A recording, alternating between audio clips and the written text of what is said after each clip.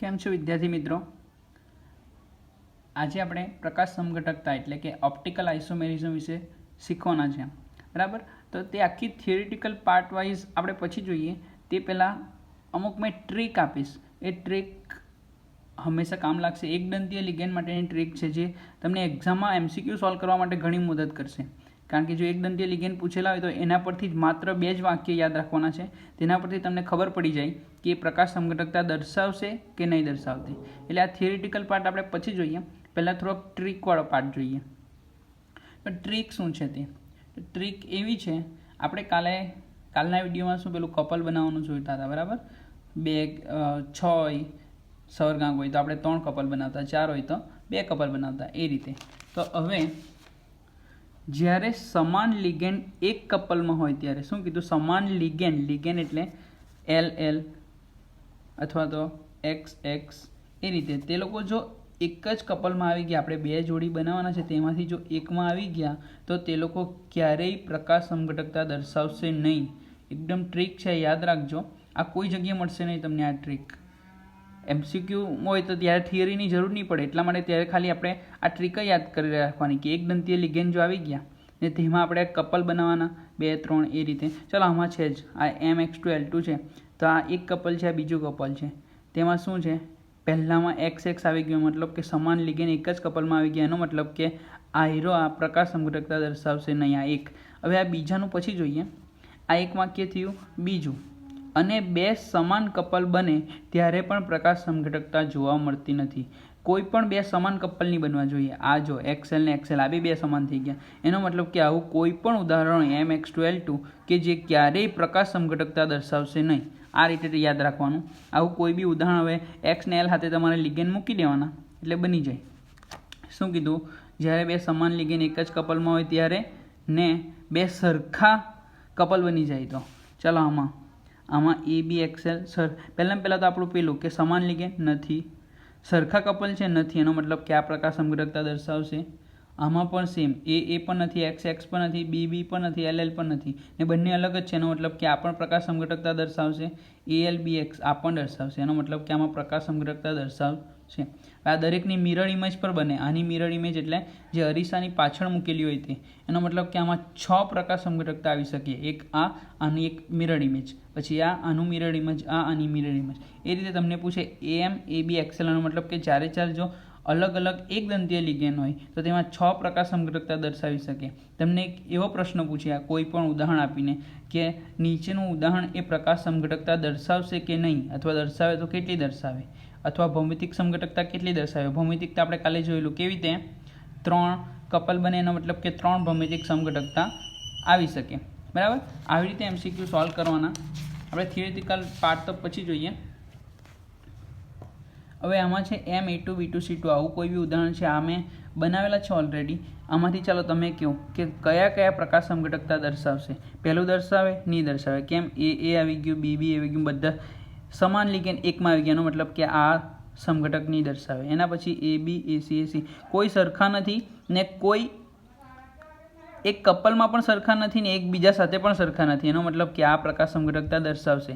આ દર્શાવે કે નહીં દર્શાવે? નહીં દર્શાવે, સરખા થઈ ગયા. આ પણ નહીં દર્શાવે. કેવી રીતે? BC થઈ ગયું ને આ પણ AA આવી ગયું. આ પણ નહીં દર્શાવે, AC આવી ગયું. એનો મતલબ કે ખાલી આ હીરો આ એક છે જે પ્રકાશ સમઘટકતા દર્શાવશે ને આનું એક મિરર ઇમેજ, એટલે આમાં કેટલી આવશે? 2 પ્રકાશ સમઘટકતા આવશે. આ ટ્રીક છે જેનાથી MCQ આપણે ઇઝીલી JEE નીટ માટે સોલ્વ કરી શકીએ, બરાબર?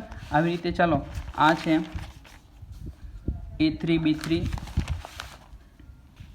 એમાં કયું દર્શાવે? આ દર્શાવે, નહીં દર્શાવે. આ દર્શાવે, નહીં દર્શાવે. કેમ? AB આવી ગયા. આમાં પણ સમાન લિગેન્ડ એક જ કપલમાં આવી ગયા એટલે તે પણ દર્શાવી શકે નહીં. આ ટ્રીક છે. આ ટ્રીક યાદ રાખી દેજો. MCQ સોલ્વ કરવા માટે ઘણી કામ લાગશે. દ્વિદંતીય લિગેન્ડ માટે અલગ વસ્તુ છે. હવે આપણે થિયરિટિકલ પાર્ટ જોઈએ ને થોડાક એના કોયડા છે તે પણ સોલ્વ કરીશું. સંકીર્ણ સંયોજનોમાં પ્રકાશ સમઘટકતા સમજાવો. હવે એકદમ પહેલાં સિમ્પલ ભાષામાં કહું, પછી આપણે ચોપડીની ભાષામાં. કોઈ પણ આવું એક ઉદાહરણ છે તમને આપેલું છે COEN એટલે ઇથેન 1,2 ડાયમાઇન. તો તેનું એક આ ઉદાહરણ આપેલું છે. હવે એમાં પ્રકાશ સમઘટકતા છે કે નહીં તે દર્શાવવા માટે શું કરવાનું? અહીંયા અરીસો મૂકેલો છે એવું વિચારવાનું. આ મિરર ઇમેજ છે. અહીંયા આ રીતે અરીસો મૂક્યો તો જેવો જો અહીંયા આપણે કાચ મૂકીએ અથવા અરીસો મૂકીએ તો શું દેખાય? જો EN છે તે અહીંયા ENની સાઈડ, આ EN ને આ બાજુનું છે તે આ પાછળની સાઈડ દેખાય. ની ખ્યાલ આવે તો મિરર જાતે મૂકીને જોઈ લેજો. આ રીતે આ મિરર ઇમેજ કહેવાય. હવે આ મિરર ઇમેજ એકવાર બનાવવાની, પછી શું કરવાનું? હવે જે આ પહેલું છે આને ઉચકીને આના પર મૂકવાની કોશિશ કરવાની. આ મિરર ઇમેજ બની ગઈ. પછી આને ઉચકીને આપણે આના પર મૂકીએ તો બેઠું અધ્યારોપિત થશે કે નહીં થાય? નહીં થાય. કેમ નહીં થાય? આ EN છે એ તો અહીંયા વચ્ચે આવી જવાનું, તો પછી પૂરેપૂરું થોડું મૂકાવાનું. તો એટલું વસ્તુ યાદ રાખવાનું કે અરીસા એટલે કે મિરર ઇમેજ દર્શાવ્યા બાદ જો ઉપર અધ્યારોપિત ન થતું હોય તો તે પ્રકાશ સમઘટકતા દર્શાવે, ને જો અધ્યારોપિત થઈ જતું હોય તો તે પ્રકાશ સમઘટકતા દર્શાવતું નથી. યાદ રાખજો, આ એકદમ સિમ્પલ ભાષામાં કીધેલું છે. શું? પહેલાં આપણે મિરર ઇમેજ એટલે કે અરીસો મૂકી જોવાનો. અરીસો મૂક્યા પછી આ પહેલું છે તે ઉચકીને આના પર મૂકી જોવાનું. જો બેઠું મુકાતું હોય તો તે પ્રકાશ સમઘટકતા દર્શાવતું નથી, ને જો નહીં મુકાતું હોય એટલે કે અધ્યારોપિત થતું ન હોય તો તેને પ્રકાશ સમઘટકતા દર્શાવે છે. હવે થિયરીમાં જોઈએ આપણે. પ્રકાશ સમઘટકતા અને RC પ્રતિબિંબી છે જે એકબીજા પર અધ્યારોપિત કરી શકાતા નથી. આને પ્રતિબિંબ સમઘટકો પણ કહે છે. એકદમ સિમ્પલ ભાષામાં એ લોકોએ કહી દીધું કે આને RC પ્રતિબિંબો કહેવાય, જે અધ્યારોપિત કરી શકાતા નથી. અણુ અથવા આયનોમાં જે અધ્યારોપિત કરી શકાતા નથી તેમને કિરાલ ઘટકો કહે છે. આ બંનેને શું કહેવાય? કિરાલ ઘટકો, કારણ કે અધ્યારોપિત કરી શકાતા નથી. બે સ્વરૂપોને તેમને પોલરીમીટરમાં ધ્રુવીભૂત પ્રકાશને કઈ દિશામાં ભ્રમણ કરે તેને આધારે દક્ષિણ બ્રહ્મણીય ડાબી બાજુ હોય તો અને વામ બ્રહ્મણીય જમણી બાજુ હોય તો કહેવાય. આ તો ધ્રુવીભૂત પ્રકાશ આપણે આપાત કરવાનો હોય, તે તો પ્રેક્ટિકલી છે, થિયરેટિકલ પાર્ટ નથી. એ તો પ્રેક્ટિકલી જ ખબર પડે આપણને કે એમાં પોલારીમીટર જેવું નામનું સાધન હોય, તેમાં આપણે જોઈએ દક્ષિણ બ્રહ્મણીય દિશામાં ધ્રુવીભૂત પ્રકાશને પરિવર્તિત કરે તો તેને દક્ષિણ બ્રહ્મણીય કહેવાય, અને જો જમણી બાજુમાં કરે તો તેને વામ બ્રહ્મણીય. હવે પ્રકાશીય સમઘટકતા દ્વિદંતીય લિગેન્ડનો સમાવેશ કરતા અષ્ટફલકીય સંકીર્ણોમાં સામાન્ય છે. સામાન્ય દ્વિદંતીય લિગેન્ડ હોય તેમાં જોવા મળે. આપણને એક ઉદાહરણ આપી દીધું, COEN3. આ રીતે ગોઠવાય. હવે તેનું અરીસો એમ જ કર્યું, આના પર મૂકી જોયું, અધ્યારોપિત થતું નથી, એનો મતલબ પ્રકાશ સમઘટકતા દર્શાવે છે. આવું એક બીજું ઉદાહરણ છે PtCl2En2. En2 એટલે ઇથેન 1,2 ડાયમાઇન. આપણે કાલે જોયેલું આ ઉદાહરણ, ખ્યાલ હોય તો. આવ્યું જો કાલની થિયરીમાં જોયેલું જ હતું. તો સિમ્પલ આ ઉદાહરણ જો યાદ હોય તો આપણે જોવાનું જ નથી. આપણે મિરર ઇમેજ ઉમેરી જોઈએ. આપણે મિરર ઇમેજ મૂકી, આ Cl હતું, આ Cl અહીંયા આવી ગયો, આ En હતું, આ En અહીંયા આવી ગયો. ઓકે, એમ થઈ ગયો. અરીસો મૂકેલો છે એટલે આવું પ્રતિબિંબ આવે. પ્રતિબિંબ કેવું આવે તે પ્રમાણે. હવે આને આપણે ઉચકીને મૂકીએ તો આના પર થોડું મૂકવાનું. આ En તો ડાબી બાજુ છે, હવે આ તો અહીંયા આવી જાય.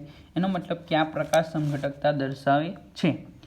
હું લખ્યું માત્ર સીસ સમઘટક જ આવું કરે છે, પ્રકાશ ક્રિયાશીલતા દર્શાવે એટલે કે પ્રકાશ સમઘટકતા. કેમ ત્રાંસની દર્શાવે? આઈડિયા છે કોઈને? કેમ નહીં? કાલે આપણે જોયેલું આ સીસ સમઘટક છે, આ ટ્રાન્સ છે. ટ્રાન્સનું લોકો લખ્યું નથી. ચાલો આ ટ્રાન્સ છે, તેનો મિરર મૂકું તો સેમ આના જેવું જ મિરર દેખાવાનું. અહીંયા પણ En આવવાનું છે, પછી CO Cl પણ ઉપર ને En. હવે મિરર મૂકે તો મિરર તો આના જેવું સેમ જ આવવાનું. પછી મેં આને ઉચકીને એના પર મૂકું તો બેઠું જ બેસી જાય કે નહીં બેસી જાય? બેઠું જ આવી જાય. એનો મતલબ કે પ્રકાશ સમઘટકતા દર્શાવતું નથી. એટલે હંમેશા યાદ રાખજો કે આ ઉદાહરણ આપે તેમાં માત્ર સીસ સમઘટક જ પ્રકાશ ક્રિયાશીલતા દર્શાવે, ટ્રાન્સ નહીં, કારણ કે ટ્રાન્સ એ અધ્યારોપિત થઈ જાય છે. બરાબર? બસ અહીંયા પ્રકાશ સમઘટકતા પૂરું થાય. આ ગયા વર્ષના પેપરમાં પૂછાયેલું હતું, જે હમણાં 12મા વાળા ગયા તે લોકોને પ્રકાશ સમઘટકતા સમજાવો. એકદમ ઇઝી છે, ખાલી 2 ઉદાહરણ યાદ રહી જાય એટલે તમે પ્રકાશ સમઘટકતા સમજાવી શકો છો. 2020નું જે પેપર હતું ને તેમાં છે આ ક્વેશ્ચન. હવે જુદા જુદા કોયડા છે તે આપણે સોલ્વ કરીએ. FeNH3 2CN4 માઇનસના ભૌમિતિક સમઘટકની રચના કરો. હવે કાલનું એના માટે વિડીયો જોવો પડે. આ કોના જેવું છે? MX2L4. તો X2L4 વાળું આપણે જોવાનું કેટલા સમઘટક મળે, કેટલી યુનિક જોડી મળે, કેટલા ભૌમિતિક સમઘટકોને, તે પ્રમાણે X જ્યાં આવતું હોય ત્યાં X, L આવતું હોય ત્યાં L, આ રીતે ગોઠવી દેવાય. બરાબર છે? ત્યાર પછી છે નીચેના બે સંકીર્ણ સ્પીસીસમાંથી કઈ કિરાલ પ્રકાશ ક્રિયાશીલ છે? પ્રકાશ ક્રિયાશીલ એટલે શું કે પ્રકાશ સમઘટકતા દર્શાવતું છે કે નહીં તે. તો સીસ ને ટ્રાન્સ છે. આ સીસનું છે, આ ટ્રાન્સનું છે. ચાલો જવાબ ઢાંકી જાઉં છું, વિડીયો ક્લોઝ કરું છું, એટલે વિડીયો તમે પોઝ કરીને જોઈ લેજો. ચાલો તમે જાતે કહો, આમાંથી કયું પ્રકાશ ક્રિયાશીલ દર્શાવશે? એકદમ ક્લિયર છે, સીસ જ દર્શાવશે ને સર. હું યાર સીસ જ દર્શાવવાનું છે, કારણ કે એની મિરર ઇમેજ મૂકશું પછી એ બેઠું આના પર આવવાનું જ નથી. આની આપણે મિરર ઇમેજ એટલે કે અરીસો મૂકીને જોયું તો આવું સેમ જ આવે. તો સેમ તો બેઠું અધ્યારોપિત થઈ જાય. એનો મતલબ કે આ પ્રકાશ ક્રિયાશીલ દર્શાવતું નથી. ખ્યાલ આવે છે ને કે મિરર કેવી રીતે મૂકવાનું? સિમ્પલ એમ અરીસો મૂકી જોવાનું અને પ્રતિબિંબ કેવું હોય તમે અરીસા બાજુ જુઓ તો કેવું પ્રતિબિંબ દેખાય તે રીતે મૂકી જોવાનું. આ ઈએન છે તો પહેલાં ઈએન આ બધની સાઈડ આવવાનો છે, કારણ કે અરીસો મૂકીએ તો આ ઈએન અહીંયા દેખાય. આ ધારો કે આ તમારું મોઢું છે તો તમે આ બાજુ જુઓ તો કેવું દેખાવાનું? પહેલાં આ બાજુનો ભાગ આ તમારી પૂંછડી છે ધારો કે, તો આ રીતે જ આવવાનું કે નહીં? મિરર ઇમેજ બનાવતા આવડવું જોઈએ. એના પછીનો ક્વેશ્ચન, નીચેના પૈકી કઈ સૌર સ્પીસીસમાં ભૌમિતિક સમઘટક શક્ય છે? કયામાં? ભૌમિતિક એટલે કાલવાળું. આમાં કેમ નથી તે આપણે કાલે જોયેલું હતું, કારણ કે સરખા સીટો ફોર ઓક્ઝોલેટ છે. હવે એમાં આપણે નવી યુનિક જોડી જ નથી બનાવી શકવાના, તો ભૌમિતિક સમઘટક ક્યાંથી આવવાના? એના પછીનું CONH3 TriCl3 એટલે એ કોના જેવું ઉદાહરણ છે? MA3B3 જેવું, જે આપણે છેલ્લે જોયેલું પેલો ફેશિયલ ને મેરીડિયોનલ વાળું MA3B3. તેમાં જ આપણે ફેશિયલ ને મેરીડિયોનલ આવે છે કે નહીં? આવ્યું જો ફેશિયલ મેરીડિયોનલ, આ એક ફેસ બને, આ પણ એક ફેસ બને એટલે ફેશિયલ કહેવાય. આમાં એ પ્રમાણે નહીં બને. જો સમાન NH3 પછી પાછું અહીં NH3 હોવું જોઈતું હતું, પણ અહીં Cl છે, એનો મતલબ કે આ મેરીડિયોનલ છે. બરાબર. 29મો ક્વેશ્ચન, નીચેનાના પ્રકાશીય સમઘટકોના બંધારણો દર્શાવો. પહેલું છે ક્રોમિયમ ઓક્ઝોલેટ ટ્રાઈ સુપર -3. તો આ સિમ્પલ આ રીતે ઓક્ઝોલેટ હોય, પછી તેની મિરર ઇમેજ બનાવેલી છે, પછી અધ્યારોપિત થતું નથી, એનો મતલબ કે પ્રકાશ સમઘટકતા દર્શાવે. પહેલું. બીજું PtCl2 En2+. તો આ રીતે પ્લેટિનમ માટે En જોડાય. એની એક સૂત્ર ખાલી આ તમારે યાદ રાખવાનું, બાકી મિરર ઇમેજ તો તમે જાતે બનાવી જ દેવાના છે. Cl3 2Cl2, તો આ તમે બની જાય તો પછી મિરર ઇમેજ બનાવતા તો આ તમને આ સૂત્રો તમારે કોઈ દિવસ યાદ નહીં રાખવાના. આ બધી સાઈડના છે તે આ બધા. કેમ? એ તો મિરર ઇમેજ છે બકા. મિરર ઇમેજ તો બની જ જાય, બનાવતા આવડવી જ જોઈએ. નહીં આવડે તો મને કહી દેજો, આપણે શીખવી દઈશું. એના પછીનો ક્વેશ્ચન, નીચેના બધા જ સમઘટકો ભૌમિતિક અને પ્રકાશીય દર્શાવો. જે બનતા હોય તે દર્શાવો એવું કીધેલું છે. તો પહેલું છે COCl2 En ઉપર +2. તો આ તો આપણે ક્યારના જોયું તે જ છે યાર, એકની એક જ આવ્યા કરે જો ને. આયરું આ En વાળું તો તે જ આપણે બેઠું એ લખી દેવાનું છે. આ તો જુદા જુદા કોયડા છે એટલે આ સીસ ને આ ટ્રાન્સ આ રીતે નહીં દોરું તો આ રીતે દોરો તો સારામાં સારું. એક જ યાદ રાખી દેવાનું એટલે પછી દર વખતે બદલવાનું નહીં. આ સીસ ને આ ટ્રાન્સ. હવે એના પરથી સીસનું પ્રકાશ સમઘટકતા દર્શાવવાનું, ટ્રાન્સનું નહીં બતાવવાનું, કારણ કે ટ્રાન્સ એ અધ્યારોપિત થઈ જાય છે. બરાબર. અહીંયા જ કરેલું છે ટ્રાન્સ સમઘટક. હવે સીસ ને ટ્રાન્સ પહેલાં બે દોરવાના, પછી સીસ એ પ્રકાશ ક્રિયાશીલ છે જ્યારે ટ્રાન્સ એ નથી.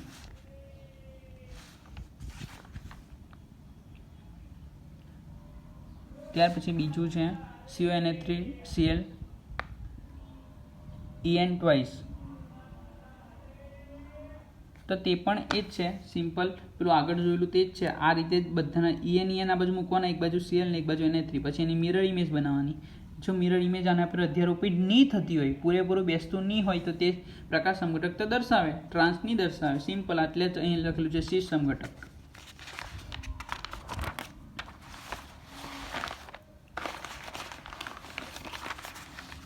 ત્યાર પછી છે COCl2 En. હવે આ બધા એ જ પ્રમાણેના છે, સીસ ને ટ્રાન્સ. હવે તમારે એ જોઈ લેવાનું ને નક્કી કરી લેવાનું કે કયું સીસ છે ને કયું ટ્રાન્સ છે તે. બરાબર. એના પછીનું છે PT NH3Br Cl Py. એનો મતલબ કે બધા જ અલગ છે. જુઓ NH3Br ABCD. તો તેના પર આપણે પેલું MABCD વાળું હતું અથવા ABXL વાળું હતું તે જોઈ લેવાનું, તે પ્રમાણે સમઘટક દોરી દેવાના. એક બાજુ BrCl NH3PT NH3PT આપણે 3 બતાવેલા પણ હતા કાલે. બરાબર. ત્યાર પછીનો સવાલ આવે સંકીર્ણ સંયોજનોના બંધારણીય. હવે આપણે પેલું કોષ્ટક જોયેલું, એક બાજુ હતું બંધારણીય સમઘટકતા, બીજી બાજુ હતું શું હતું? અવકાશીય સમઘટકતા. બંધારણીય સમઘટકતાના જુદા જુદા પ્રકાર હતા ને અવકાશીય સમઘટકતાના આપણે 2 પ્રકાર જોયા, ભૌમિતિક અને પ્રકાશ ક્રિયાશીલ. હવે આના આપણે જોઈએ. તેમાં પહેલું છે બંધનીય સમઘટકતા. એકદમ સિમ્પલ છે. બંધનીય સમઘટકતા એબિડેન્ટેટ લિગેન્ડ ધરાવતા સવર્ગ સંયોજનોમાં ઉદ્ભવે છે. હવે એબિડેન્ટેટ એટલે શું? ઉભયદંતી. આપણે સૌથી પહેલો લેક્ચર હતો ત્યારે જોયેલું હતું વિદ્યાર્થી મિત્રો. ઉભયદંતી એટલે કેવા લિગેન્ડ? મેં ઉદાહરણ પણ આપેલું કે NCS આ થાયોસાઇનેટ છે, તેની સાથે એમ એટલે આપણો લિગેન્ડ જોડાવાનો છે. હવે ઉભયદંતી કોને કહેવાય કે આમાંથી કોઈ પણ આપણે નાઇટ્રોજન પણ બંધ બનાવી શકીએ અને સલ્ફર પણ બંધ બનાવી શકીએ. એમ માટે NCS વાળું એટલે નાઇટ્રોજન પણ ઇલેક્ટ્રોન યુગ્મનું દાન કરી શકે અથવા નાઇટ્રોજનની જગ્યાએ કોણ તો કે સલ્ફર પણ ઇલેક્ટ્રોન યુગ્મનું દાન કરી શકે અને ઉભયદંતી લિગેન્ડ કહેવાય. તો આવી બંધનીય સમઘટકતા કોનામાં જોવા મળે? એબિડેન્ટેટ આવા ઉભયદંતી લિગેન્ડમાં જોવા મળે છે. એબિડેન્ટેટ લિગેન્ડ ધરાવતા સવર્ગ સંયોજનોમાં ઉદ્ભવે છે. દાખલા તરીકે થાયોસાયનેટ HCS લિગેન્ડ કે જે નાઇટ્રોજન દ્વારા બંધન પામી, આમાં નાઇટ્રોજન દ્વારા બંધન પામે અને ઇલેક્ટ્રોન યુગ્મનું દાન કરે, જ્યારે આમાં કોના દ્વારા તો કે સલ્ફર દ્વારા બંધન પામી ધાતુ આયન સાથે. તો આવા પરમાણુમાં જોવા મળે છે. જોર્ગેન્સન નામનો એક વૈજ્ઞાનિક હતો, તેણે આ પ્રકારની વર્તણૂક આ સંકીર્ણમાં જોયેલી. આ સંકીર્ણમાં તેણે શું કરેલું? લાલ સ્વરૂપમાં નાઇટ્રાઇટ લિગેન્ડ, નાઇટ્રાઇટ એટલે કોની વાત કરેલી છે? NO2 ની. તો લાલ સ્વરૂપ એટલે લાલ રંગમાં NO2 તો ઓક્સિજન દ્વારા ધાતુ બંધન પામે છે. આમાંથી કોના દ્વારા? NO2 છે તો ONO ઓક્સિજન દ્વારા. કયા રંગમાં? તો કે લાલ રંગમાં. ને લાલ સ્વરૂપમાં નાઇટ્રાઇટ લિગેન્ડ ઓક્સિજન દ્વારા ધાતુ સાથે બંધન પામે, લાલ રંગમાં ઓક્સિજન સાથે ધાતુ આયન બંધન પામે. જ્યારે પીળા સ્વરૂપમાં નાઇટ્રાઇટ લિગેન્ડ, આ જ નાઇટ્રાઇટ લિગેન્ડ એ કોના દ્વારા તો કે નાઇટ્રોજન દ્વારા બંધન પામે. એમ આ તીર ખોટું પાડેલું છે ને કે એમ આવે તીર, ઇલેક્ટ્રોન યુગ્મનું દાન કરે છે એટલે. તો NO2 આ રીતે નાઇટ્રોજન દ્વારા પણ બંધન કરે. ક્યારે? કયા રંગમાં? આ યાદ રાખજો, પીળા રંગમાં નાઇટ્રોજન દ્વારા, લાલ રંગમાં ઓક્સિજન દ્વારા બંધન કરે. કોણ તો કે નાઇટ્રાઇટ લિગેન્ડ. કોને? ધાતુ પરમાણુને. આ પ્રકારની સમઘટકતાને કઈ સમઘટકતા કહેવાય? બંધનીય સમઘટકતા. ત્યાર પછી આવે સવર્ગ સમઘટકતા. સવર્ગ સમઘટકતા એટલે શું? સવર્ગ એટલે હું અંદરના જે સંખ્યા છે તે. આ પ્રકારની સમઘટકતા ત્યારે ઉદ્ભવે છે જ્યારે સંકીર્ણોમાં હાજર જુદા જુદા ધાતુ આયનોની ધન વીજભારિત અને ઋણ વીજભારિત સ્પીસીઝ વચ્ચે કોની હેરફેર થાય તો કે લિગેન્ડની હેરફેર થાય અને લિગેન્ડ વચ્ચે આંતરિક ફેરફાર થાય. શું કીધું? આ એક લિગેન્ડ છે CONH3 Cr ને આ બીજો છે COCr6. સવર્ગ સમઘટકતા કોનામાં જોવા મળે તો કે એ લોકો વચ્ચે લિગેન્ડની હેરફેર થઈ શકે. લિગેન્ડ એટલે કોણ? લિગેન્ડ એટલે હંમેશા આપણે જોયેલું સંકીર્ણ સંયોજનો બનાવવા માટે બે વસ્તુ જોઈએ. ધાતુ આયન તેને ઇલેક્ટ્રોન યુગ્મ આપી શકે તેવી બે વસ્તુ. ઇલેક્ટ્રોન યુગ્મ કોણ કોણ આપી શકે તો કે ઋણ આયન અને તટસ્થ પરમાણુ. તો તેને લિગેન્ડ કહેવામાં આવે. આમાં Na3 લિગેન્ડ છે, આમાં Cn-, આમાં ઋણ આયન છે, આમાં તટસ્થ પરમાણુ છે. ઓકે, આ તો સિમ્પલ માહિતી છે. હવે સવર્ગ સમઘટકતા કોનામાં જોવા મળે કે જેઓ કોઈ લિગેન્ડની હેરફેર કરી શકે. લિગેન્ડની હેરફેર એટલે અહીંયા Na3 ની જગ્યાએ કોણ આવી જાય? Cn એટલે COCN6 ને અહીંયા Cn ની જગ્યાએ કોણ આવી જાય? Na3. આ બેની એકબીજા સાથે અદલા બદલી કરી નાખી, એકબીજાના લિગેન્ડને લઈ લીધા અથવા અદલા બદલી કરી દીધા, તેને સવર્ગ સમઘટકતા કહેવાય. એવું જ હશે. તેમાં Na3 લિગેન્ડ એ CO+3 સાથે બંધિત છે. NH3 એ CO+3 સાથે બંધિત છે. CO+3 કેમ આવે? ઓક્સિડેશન અંક ગણી લેજો આખાનું. તો આ રીતે આની સાથે બંધિત છે, તો તેને સવર્ગ સમઘટક Cr3 બને. આનો સવર્ગ સમઘટક તો કયો બનવાનો? આનો સવર્ગ સમઘટક એ લોકો Na3 છે એની જગ્યાએ CN6, અહીંયા CN6 છે એની જગ્યાએ Na3 જોઈ લો. CN6 આવી ગયું કે નહીં? CO હાથે શું હતું? Na3 હતું એની જગ્યાએ Cn આવી ગયું. Cr હાથે શું હતું? Cr હાથે Cn હતું એની જગ્યાએ Na3 આવી ગયું. આ રીતે. ત્યાર પછી છે આયનીય સમઘટકતા. આયનીય સમઘટકતા એટલે શું?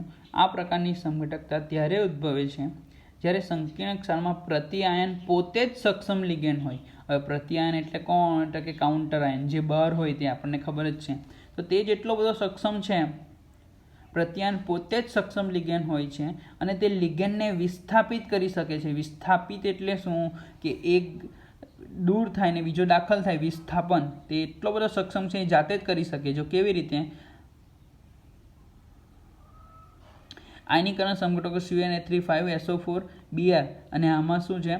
જો આ Br આમાં કાઉન્ટર આયન છે તો તે પોતે જ એટલો સક્ષમ છે કે એ શું કરે કે અંદરના લિગેન્ડને દૂર કરી શકે ને પોતે અંદર દાખલ થઈ શકે. જો Br કૂદીને અંદર જતો રહે ત્યારે SO4 ને બહાર કરી નાખશે, છે કે નહીં? તો કાઉન્ટર આયન એટલો સક્ષમ છે કે જે શું કરી શકે છે? પોતે જ લિગેન્ડ બની શકે અને પેલાને બહાર કરી શકે, વિસ્થાપન કરી શકે, લિગેન્ડને વિસ્થાપિત કરી શકે. તો તેને આયનિક સમઘટકતા કહેવાય. અને દ્રાવક મિશ્રણ, છેલ્લી સમઘટકતા. જ્યારે પાણી દ્રાવક તરીકે સમાવિષ્ટ હોય ત્યારે આ પ્રકારની સમઘટકતાને જય યોજિત સમઘટકતા કહે. શું કીધું? દ્રાવક તરીકે કોણ હોય? તો કે પાણી હોય. આ આયનીકરણ સમઘટકતા જેવી જ છે. દ્રાવક મિશ્રણ સમઘટકો સ્ફટિક લેટીસમાં દ્રાવકના અણુઓ સીધા જ ધાતુ આયન સાથે બંધિત છે અથવા માત્ર મુક્ત દ્રાવક અણુ તરીકે હાજર હોય છે. શું કીધું? કે પાણીના અણુઓ છે તે સીધા જ ધાતુ પરમાણુ સાથે બંધિત છે. આમાં જો છે કે નહીં? તો આ જાંબલી રંગનો છે અને તેનો દ્રાવક મિશ્રણ સમઘટક. દ્રાવક મિશ્રણ સમઘટક એટલે એ શું કરે તો કે આ Cl3 છે તે 6 પાણીના અણુ છે તેમાંથી એક બહાર નીકળી જશે. એક બહાર નીકળી જશે એટલે બહાર જે 3 Cl હતા તેમાંનો એક Cl ક્યાં જતો રહેવાનો? અંદર. છે કે નહીં? CrH2O 6 ત્યાં જગ્યાએ 5, તો એક કાંઈ ગયો? એક બહાર આવી ગયો. ને બહારના Cl3 હતા તેમાંથી એક Cl ક્યાં આવી ગયો? અંદર. તો આને દ્રાવક મિશ્રણ સમઘટક કહેવાય. આ હોય તો જાંબલી રંગ ને આવું હોય તો ભૂખરો નીલો રંગ. ટૂંકમાં જેમાં દ્રાવક તરીકે પાણી હોય તો તેને દ્રાવક મિશ્રણ સમઘટક કહેવામાં આવે. આટલા પ્રકારના સમઘટક છે. બંધનીય સમઘટકતા કોનામાં? તો કે ઉભયદંડી લિગેન્ડમાં. સવર્ગ સમઘટકતામાં કોનામાં? તો કે એ લોકો એકબીજાના લિગેન્ડની અદલા બદલી કરી શકે તેમાં. આયનીય સમઘટકતા કોનામાં? કે જેમાં પ્રત્યાયન જ પોતે આયન બની જાય અને લિગેન્ડને બહાર કાઢી શકે અને દ્રાવક મિશ્રણમાં દ્રાવકનો પાણી તરીકે ઉપયોગ થાય ત્યારે. આ સ્વાધ્યાયનો ક્વેશ્ચન છે. સવર્ગ સંયોજનોમાં શક્ય સમઘટકતા જુદા જુદા પ્રકારની યાદી બનાવો. તો તેમાં આ તો જે આપણે ચાલી ગયેલું તે છે અવકાશીય સમઘટકતા એટલે કે ભૌમિતિક છે તેનું એક ઉદાહરણ લખી દેવાનું. પછી બધી જે સમઘટકતા આપણે જોઈ તે બધાનું ઉદાહરણ આપેલું છે. પ્રકાશ સમઘટકતાનું એક ઉદાહરણ, બંધારણીય એટલે હમણાં આપણે જે પેલી જોઈ તેનું. પછી સવર્ગ જે પેલી લિગેન્ડની હેરફેર કરતા હતા તે, દ્રાવક મિશ્રણ કે જે છેલ્લી હતી તે. ટૂંકમાં જે છે તે બધાનું ખાલી ઉદાહરણ લખવાનું છે. આ સ્વાધ્યાયનો ક્વેશ્ચન છે એટલે સ્વાધ્યાયના ક્વેશ્ચન ખાસ કરવાના. ત્યાર પછી 34મો ક્વેશ્ચન આવે, સંયોજકતા બંધન સિદ્ધાંત વિશે ટૂંકમાં માહિતી આપો. આ સિદ્ધાંત પ્રમાણે સક્રાંતિ ધાતુ પરમાણુ અથવા એન એ લિગેન્ડની અસર હેઠળ તેની N-1D, NS, NP અથવા NS, NP અને ND કક્ષાનો ઉપયોગ સંકરણ માટે કરે છે. આમાં આ કોષ્ટક ખાસ યાદ રાખજો. આ જુદા જુદા આકાર ધરાવે છે. આ ઉપરનું તો બહુ ઇમ્પોર્ટન્ટ નથી પણ આ ખાસ યાદ રાખવાનું છે કે સવર્ગાંક 4 કેવી રીતે? S1 અને P3 3 ને 1 4 થયા સવર્ગાંક 4. કેવી રીતે? D1 S1 અને P2 સવર્ગાંક 5. કેવી રીતે? S1 P3 અને D1 એટલે 3 4 ને 5. 6 હોય તો 1 3 4 5 6 થઈ ગયા. 2 3 4 5 6. તો sp3 હોય તો કેવા આકાર? સમચતુષ્ફલકીય. dsp2 હોય તો સમતલીય ચોરસ. sp3d હોય તો ત્રિકોણીય દ્વિપિરામિડલ. sp3d2 હોય તો અષ્ટફલકીય અને d2sp3 હોય તો અષ્ટફલકીય. આ ખાસ યાદ રાખજો. આ કોષ્ટક તમને યાદ રહેવું જ જોઈએ. એના પછીનો જે બંધનવાદ છે આખો આપણે આ નેક્સ્ટ લેક્ચરમાં જોશું. પણ અહીંયા સુધી એકદમ ક્લિયર હોવું જોઈએ. આ સવર્ગાંક તમને સંકરણ હોય એટલે યાદ આવી જોઈએ કારણ કે આ પાછળની બધી થિયરી આના પર રહેલી છે કે સંકરણ કયો છે તો તેનો આકાર કયો હશે, એનો સવર્ગાંક કયો હશે. એટલે આ યાદ રાખી લેજો ને આગળનું પ્રકાશ સમઘટકતાવાળું ધ્યાનથી જોઈ લેજો. જો નહીં ખ્યાલ આવે તો એકવાર નહીં 2 વાર વિડીયો જોજો તો ઇઝીલી ખ્યાલ આવી જશે. ઓકે, તો નેક્સ્ટ લેક્ચરમાં મળીએ.